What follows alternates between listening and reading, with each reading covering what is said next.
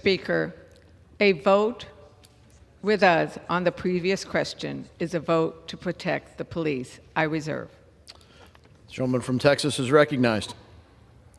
If we want to talk about standing up in defense of police, how can my colleagues on the other side of the aisle say with a straight face that that's what they want to do when we had one Democrat from New York who said, quote, "I'm not in favor of more police. I'm actually in favor of defunding the police." We had another Congresswoman from New York who said, quote, "defunding police means defunding police." I go back and the record is replete with examples of my colleagues on the other side of the aisle calling for defunding the police.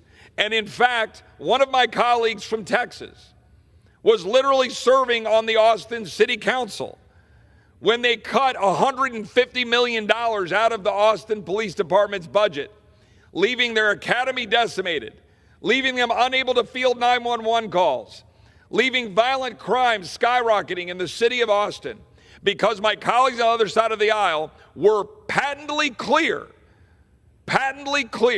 about their desire to defund the police and side with violent mobs in the summer of 2020 when our cities were burning across the country. So yes, we are standing up for the men and women in blue. Yes, we will defend them. But no, we're not going to blindly support grants that are being used by NGOs to undermine the very police they're saying they're trying to support. For example, one grant to an NGO that was promoting prostitution and open borders.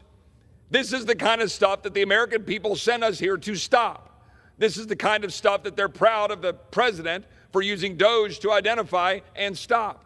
So yes, we're trying to defund those particularly bad grant programs while we try to make sure that our local jurisdictions can fund police properly and have judges that will actually put bad guys in jail instead of letting them on the streets, and a president that won't commute the sentences of 2,500 people, dozens or hundreds of whom were violent criminals and are now back out on the streets.